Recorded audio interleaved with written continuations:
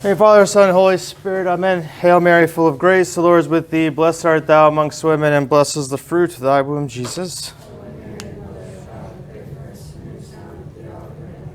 Our Lady, seat of wisdom. Hey, Father, Son, Holy Spirit, Amen.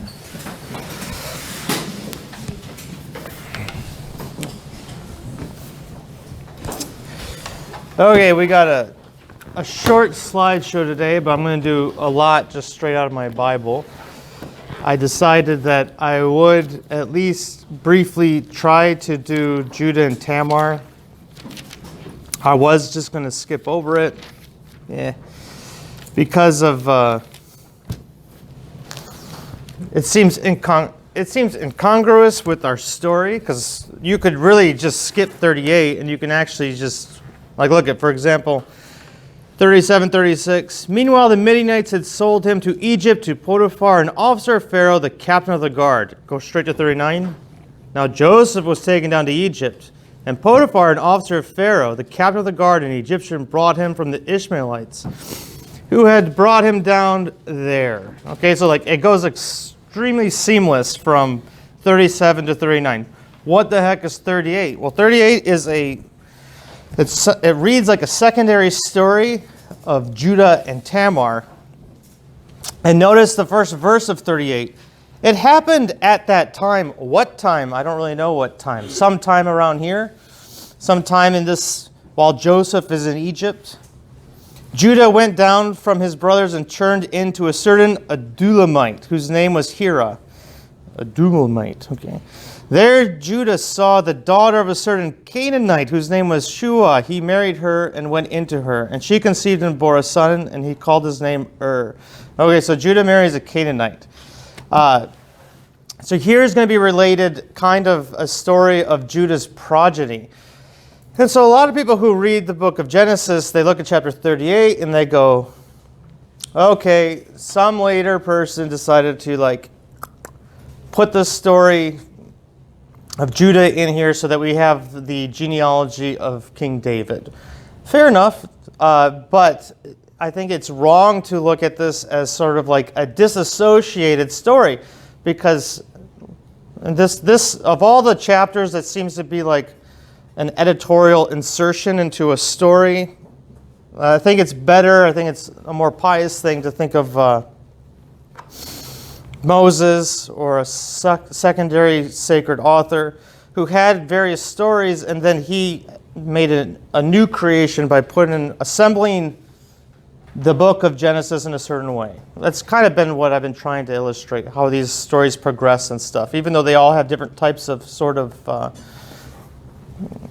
stylistic features. I mean, think of it, Jacob had that huge concentric kind of organizational pattern. We didn't really see that with Abraham. It was a different type of style a little bit. But through theme verses and stuff between those two stories, we could see actually cohesion between the two. So you have different styles, different stories, yet they've been assembled in a certain way that has intentionality behind it. Well, Judah and Tamar is probably the strongest. In a certain sense, a lot of people looked at it as the most incongruous, the most obvious insertion, yet upon more reflective thinking, why is it right here between 37 and 39? It ends up actually demonstrating, I think, some of the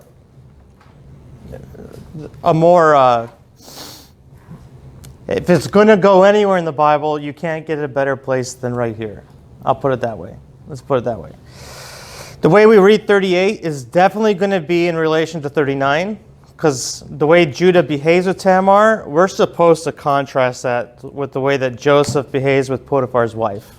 You're supposed to. Okay? This is the story of two different brothers and the two different relations that they have with women. And they act in contrary ways.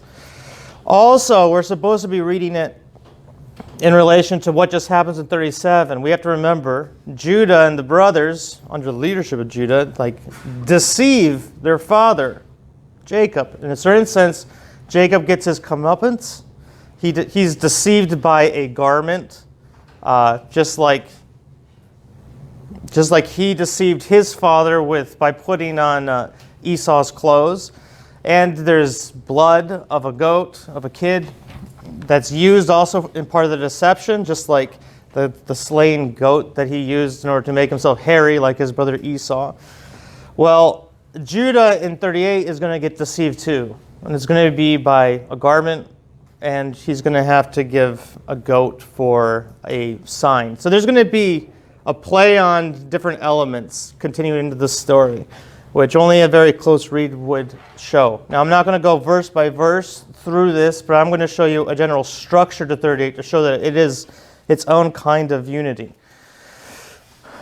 This picture is of Judah and Tamar. It's like, oh, coochie, coochie, coo. Okay. Now, her face isn't supposed to be seen, okay, because she's all veiled up and dressed up in a certain way. So 38, this is the structure of 38, and it seems to be quite clear. We have a beginning section where it relates Judah's marriage and the birth of his sons. Okay, he's going to have 3 sons that are going to be born. And the first 2 are not going to be good guys.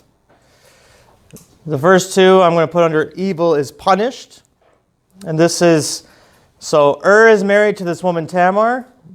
He's evil. It doesn't really tell you why is evil, just that he gets killed. He's dead. How does it say? Judah's firstborn, was wicked in the sight of the Lord. Why? I don't know. And the Lord slew him. Okay, that's all it tells you. So marries Tamar, he gets slain.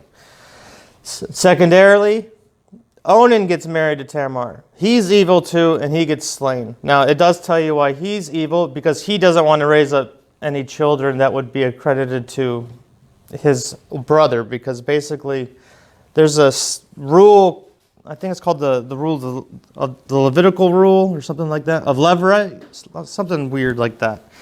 In order to keep a family alive, a brother marries the widow of a previous brother, but the child doesn't technically belong to him. The child receives the inheritance of the firstborn that died. So Onan seeks to practice an ancient form of birth control that is evil. So this is the moral story, actually, that is put here. Next section is going to be Tamar's banished. Since Judah has 2 kids that get killed by getting married to this woman, he goes, I'm not going to give my 3rd one. And even though he's supposed to. And on top of this, we know that it's his sons that are evil, not Tamar. But anyway, so Tamar gets kind of banished. She gets kind of left alone. And an injustice is actually being done to her, because to be a widow is not a good thing.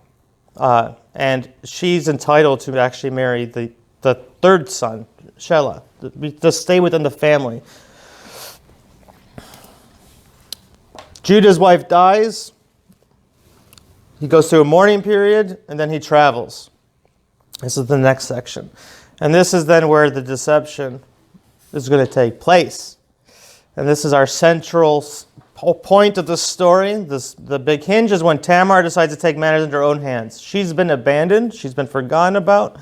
She's been living outside the family, and she decides to take things into her own hands. We can question her methodology, because basically what she does is she ends up seducing Judah so that she can end up having children by Judah.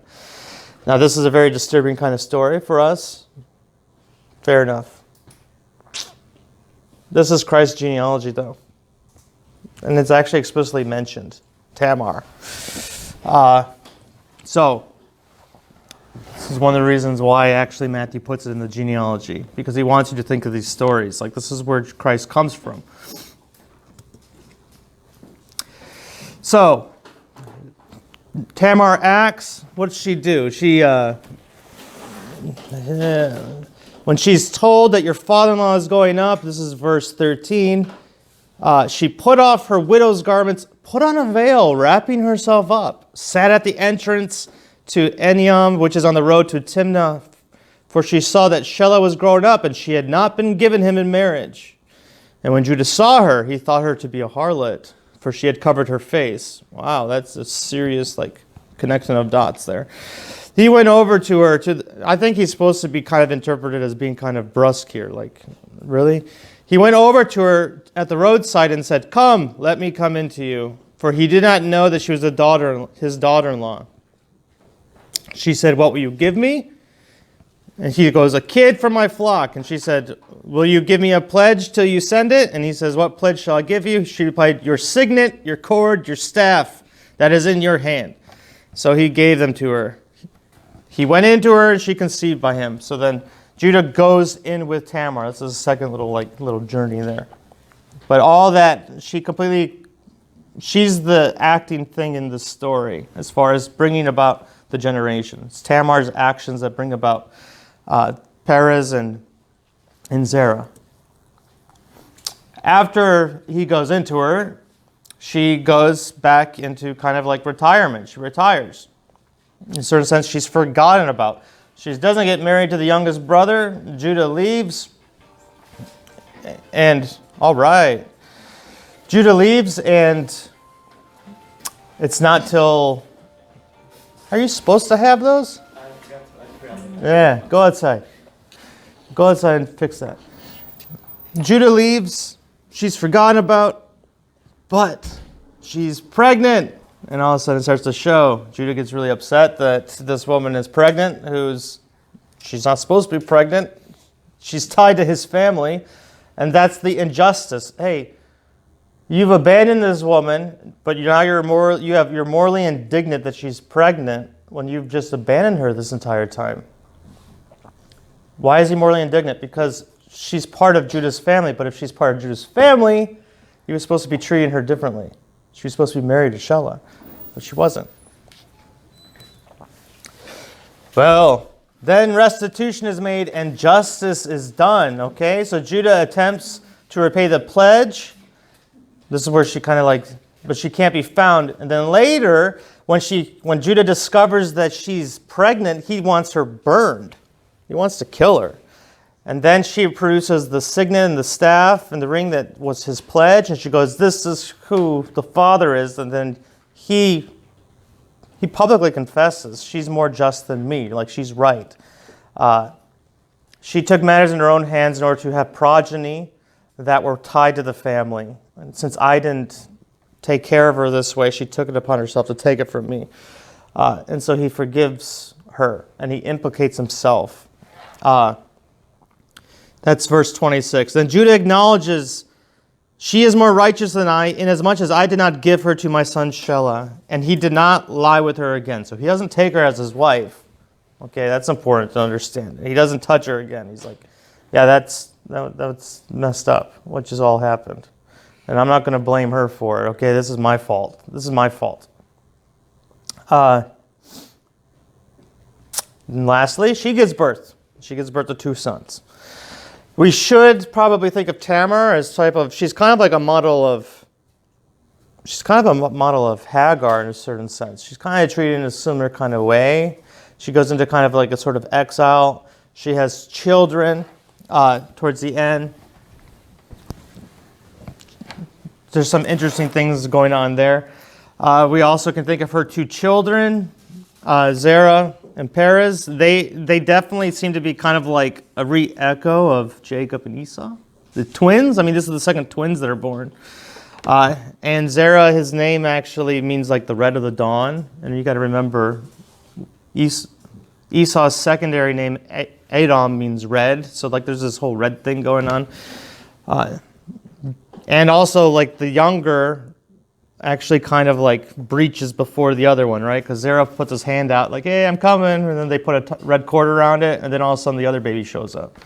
So one's coming out, but then the younger, if you will, gets in front. So there's these 2 brothers are kind of have a resonance with Jacob and Esau. It's kind of an interesting little thing. So this is a clear structure.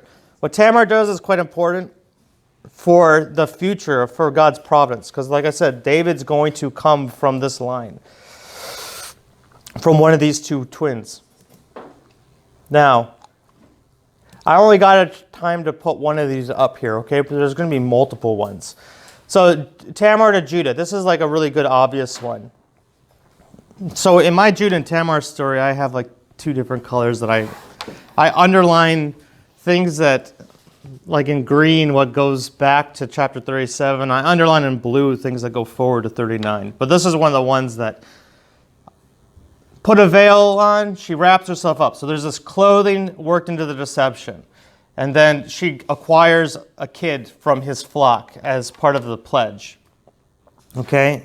And this is like a complete, it's carrying over the theme of when Judah did to Jacob, which is with a long robe, with a garment, if you will, he deceives his father, and they kill a goat in order to use the blood on it. Okay? So it's a complete, it's this comeuppance. Okay?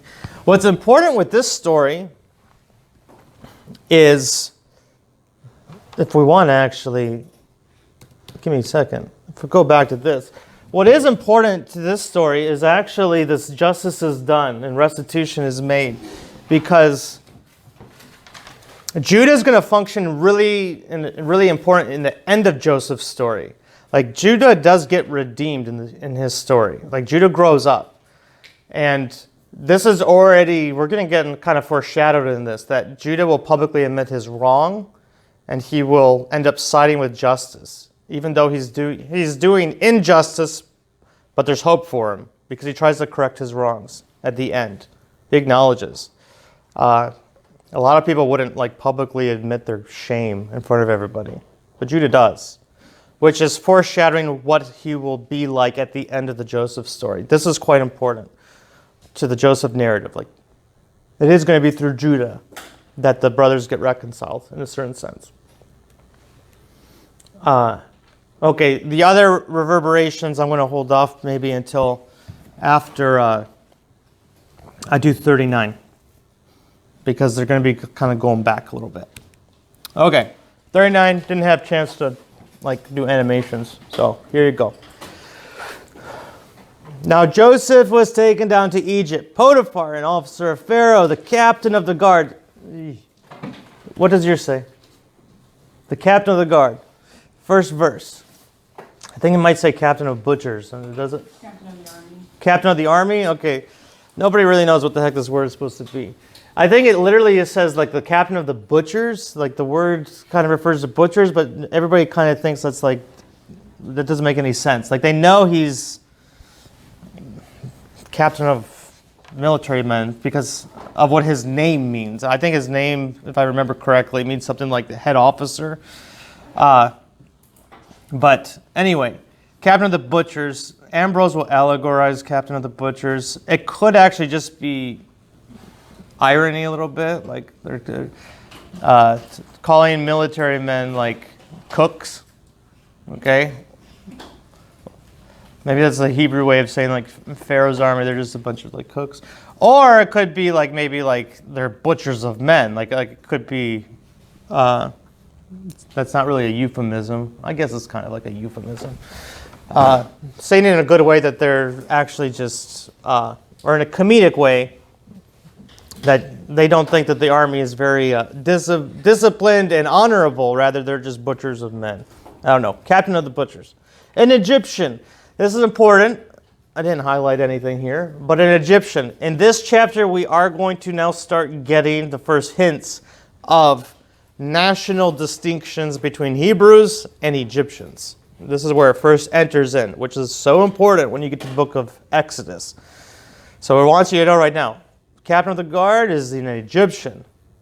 Bought him from the Ishmaelites who had brought him down there. The Lord was with Joseph. Okay, a really important frame verse. Okay, this idea of the Lord was with Joseph and the Lord was with him is going to be recapitulated at the end of this chapter. Joseph is in his exile. He's already been sold into slavery. He was thrown into a pit. Now he's sold into slavery. And always the Lord is with him. And he ends up redounding because of it. He became a successful man, and he was in the house of his master, the Egyptian. So I want you to know, it's the Egyptians and Joseph. His master saw that the Lord was with him, and that the Lord caused all that he did to prosper in his hands. Pay attention to the way the word hands are used, okay? It's going to be a theme word in this whole little story.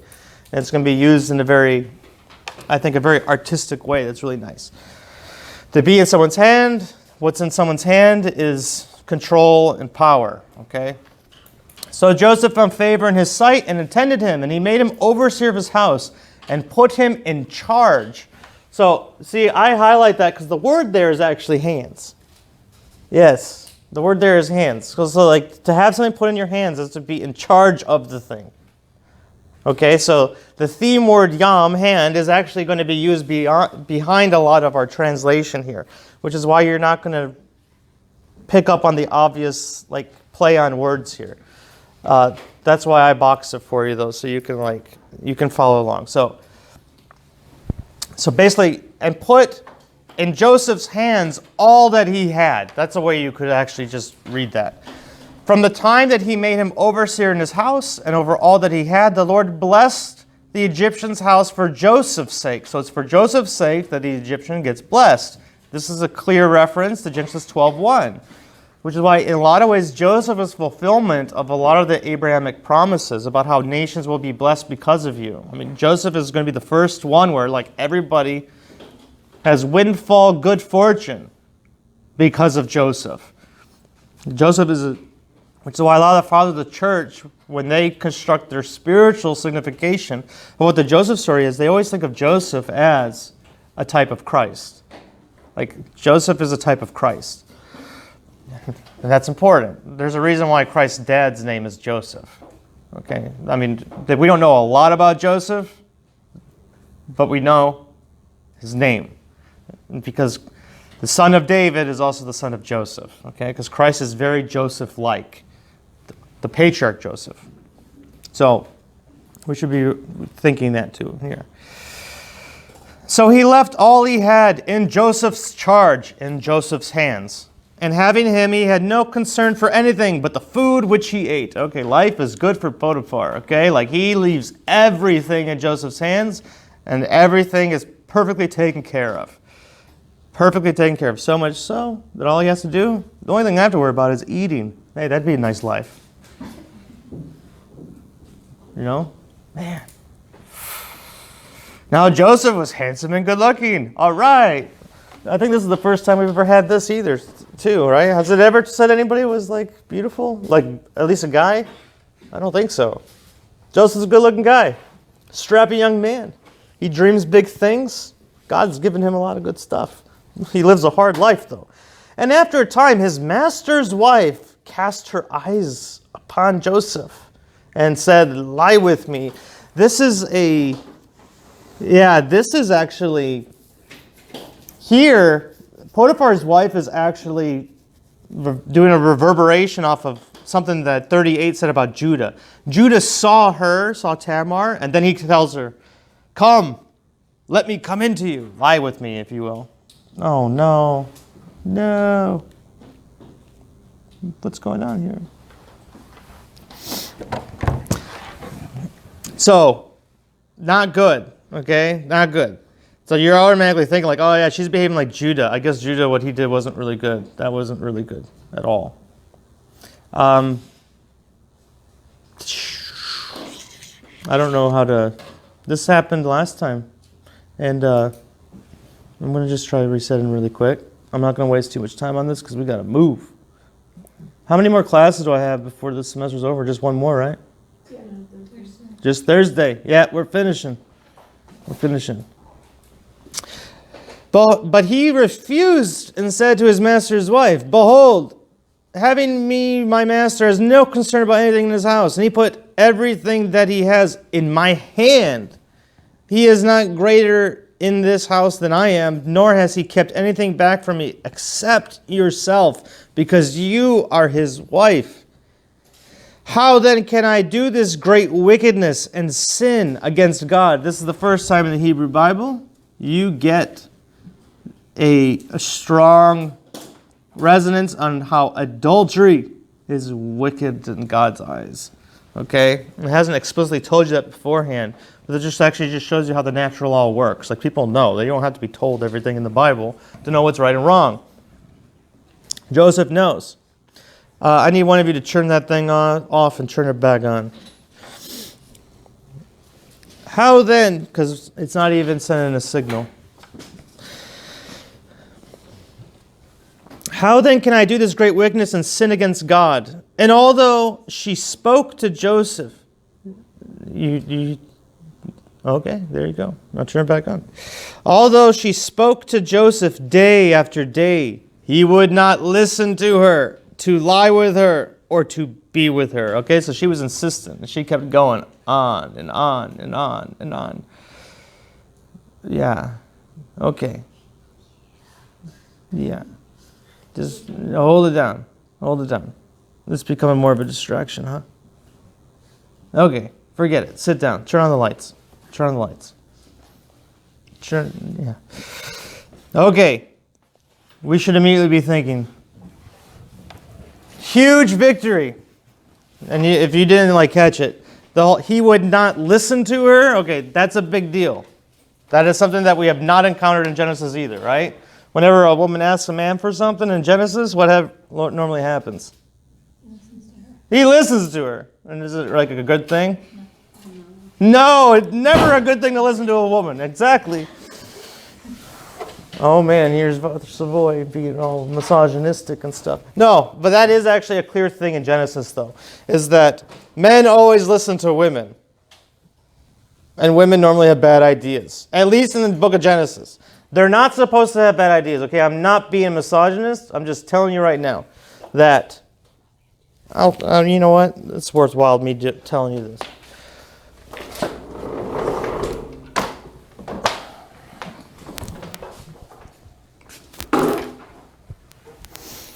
When we get to the book of wisdom,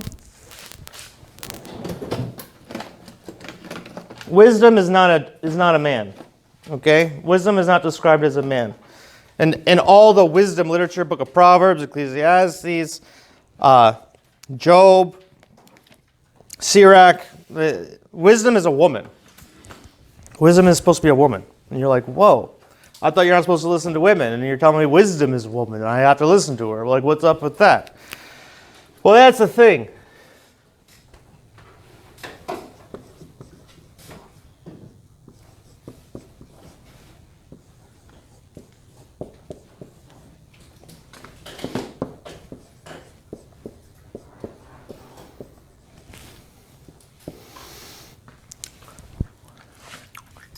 What's man supposed to be?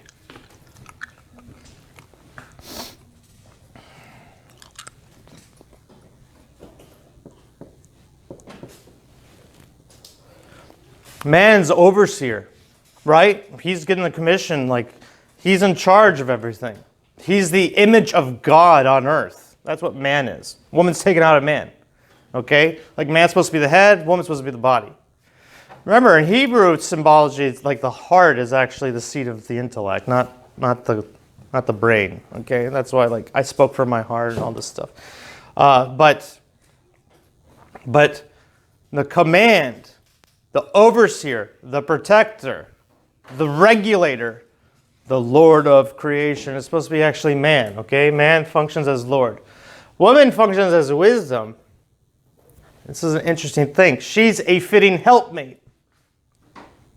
Oh, whoa. She's supposed to be a helpmate. Well, how is man helped?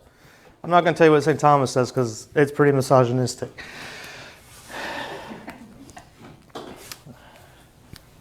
One of the ways, what it seems to me, okay, this is just me, so you guys can throw it away if you want, but it's going to be a while before you find a better idea, I would think. It seems to me that men behave predictably. With the exception of Joseph, men are always listening to women. I think it's almost a given that men listen to women, okay? It seems to be part of the natural law. We can complain about it all we want. We can wish for it to be different, but it always seems, and it does throughout the entirety of the Bible, women's wills prevail all over the place. Okay, men always listen to women. The problem is that women always say bad things. Okay? And to tell you the truth, political control is never taken by women in the entire Bible either. Okay? That's always man. Man's always going to also be the king and be the ones waging the war.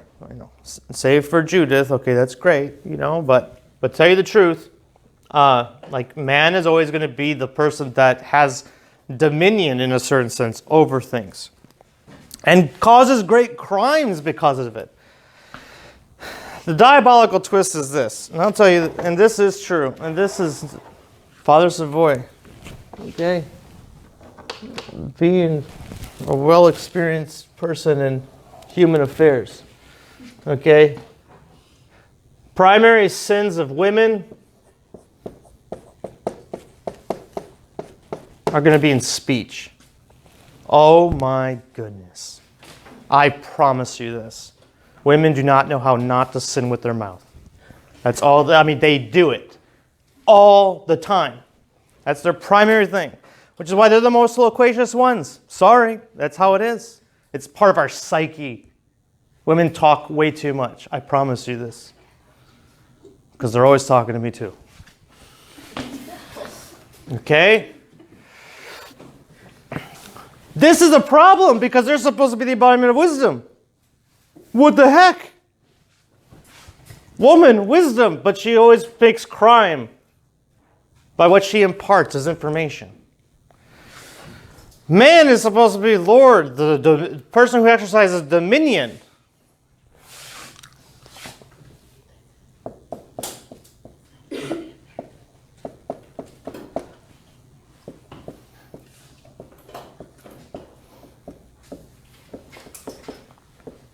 Majority of crimes of men are the fifth, sixth commandment. Not women, men. Absolutely. That's right. There's more men in jail.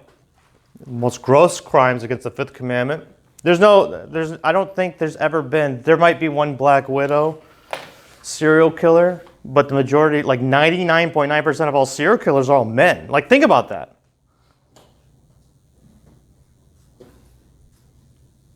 Like all gross crimes, heinous crimes of violence are almost always men. Like it's an anomaly for it to be a woman. Nazi death camps, that was a man invention. Think of that. Now, it seems to me, this is just me reading the tea leaves, that the devil likes to pervert that which is most important.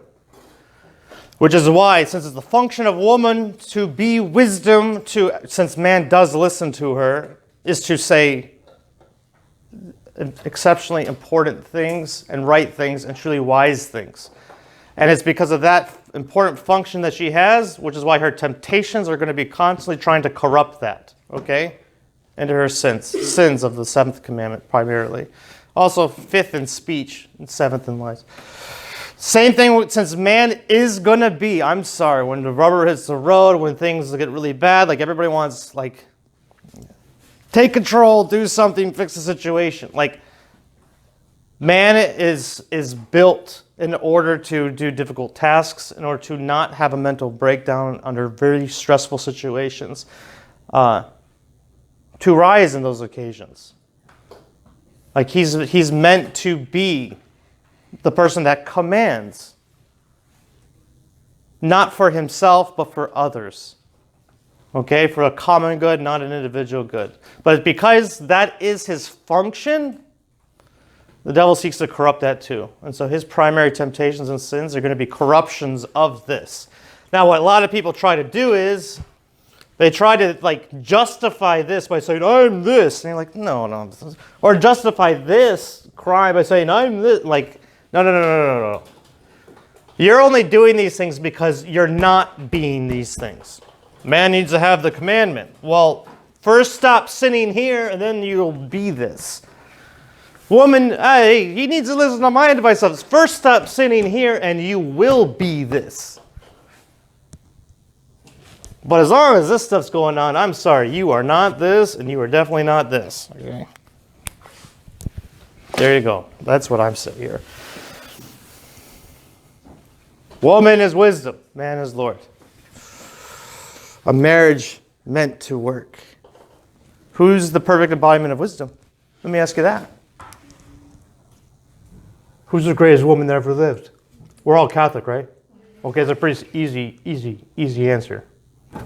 Mary, okay. How much talking does she do? None. Is that true? Well, no, but... Wait a minute. In John's gospel, which is like the gospel of wisdom itself, because it starts with the logos and the reason, all this stuff. Like John, like is all about the reason. What's Mary's first speaking line? Does anybody remember? Is it Cana? Yeah, it's at Cana. There you go. Pretty good. They come and ask her. Why do they ask her? We have no wine. Think about that. Because they know whatever, because man listens to woman. So they ask the mom, hey, there's no wine. Have your son do something here.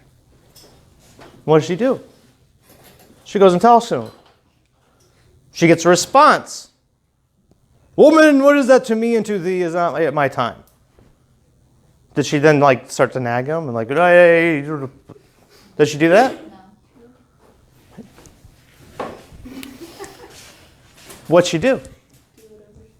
She goes back to the people who sent her, right? And she says what? Do whatever he tells you.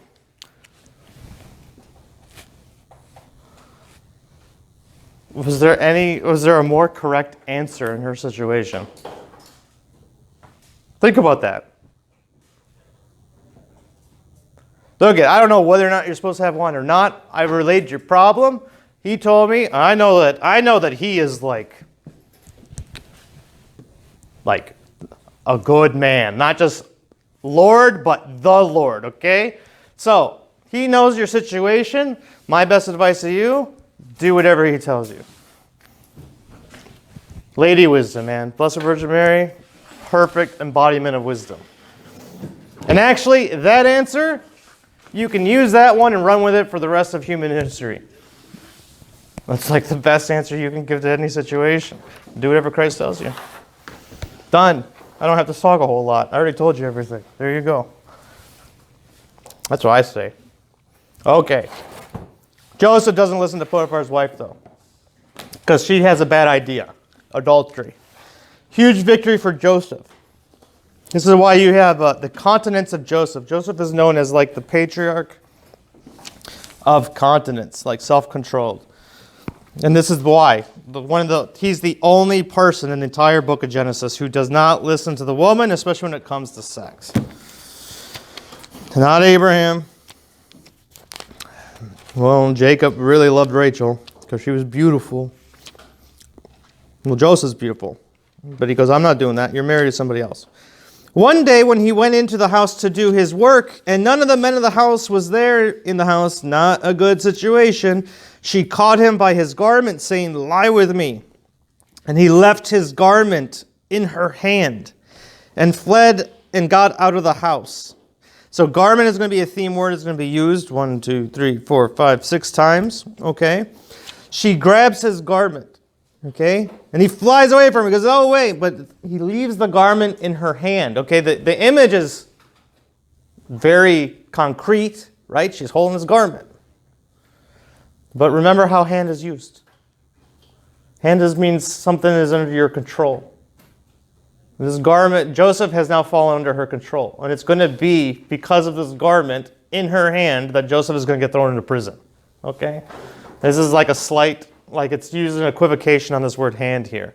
She's grabbed his garment, and now he has become vulnerable to her. And so now, just like Father Savoie says, they're prone. And destroy her adversary, which is the man who would not listen to her. Okay. Yes. We should also be thinking, poor Joseph, man. Joseph is constantly getting death garments too.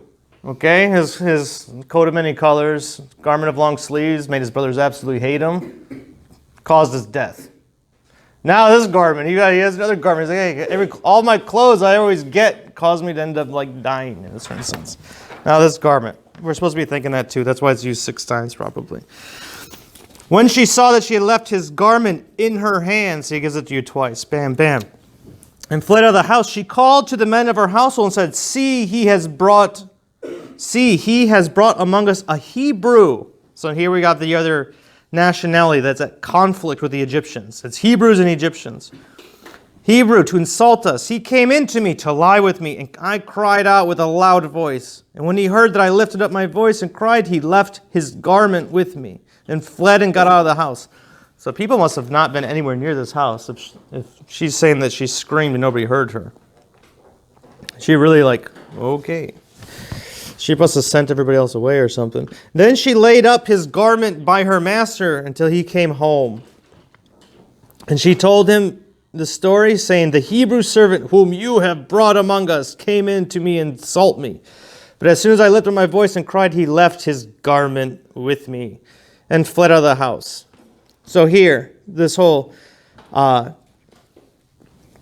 left his garment with me. This is another whole reverberation with how Judah leaves the pledge with Tamar, okay, and it's the pledge actually vindicates Tamar. Well, here the thing left with Potiphar's wife ends up condemning, being a wrong witness to actually what happens to Joseph. Poor guy. Poor guy. And then what happens? When his master heard the words which his wife spoke to him, this is the way your servant treated me, his anger was kindled. And Joseph's master took him and put him into the prison, the place where the king's prisoners were confined. And he was there in prison, okay? In prison. Okay, so now this is like his second little death episode. It's first slavery, now prison. No one knows what this word prison, it's a really weird word, sohar. Only place it's used in the Bible is right here, in this one episode. And so it has, I think it kind of has the image of like a empty cistern, like an empty cave, round thing in the ground. But the Lord was with Joseph and showed him mercy and gave him favor in the sight of the keeper of the prison. So the head of the household he became, now he's in prison, he becomes the head of the prison. The keeper of the prison committed to Joseph's care, Joseph's hand, if you will, all the prisoners who were in the prison. And whatever was done there, he was the doer of it. The keeper of the prison paid no heed to anything that was in Joseph's care, Joseph's hand, because the Lord was with him. And whatever he did, the Lord made it prosper. Thus, Joseph becomes the ruler of now all the prisoners too. So, Joseph has things in his hands. Things do well when they're in his hands. Joseph falls under the hands of Potiphar's wife, and he gets thrown into prison. When he's in prison, his hands get filled again with responsibility. This is the arc of Joseph, and it's going to constantly be doing this over and over and over again. Because the next one is going to be him coming into the hands of Pharaoh, and then everything for the entire country being put into his hands. Oh yeah, and Pharaoh's going to give him a new garment, because he needs a garment. That's good for Joseph to have a garment. Okay, we're going to stop right there before we do the Dreamer Dreams More Dreams section. Okay? In the name of the Father, the Son, and the Holy Spirit, amen. Glory be to the Father, the Son, and the Holy Ghost. Benedictio Deum Tentis, in Patris et Filii Spiritus Sancti, super vos in my semper. Amen.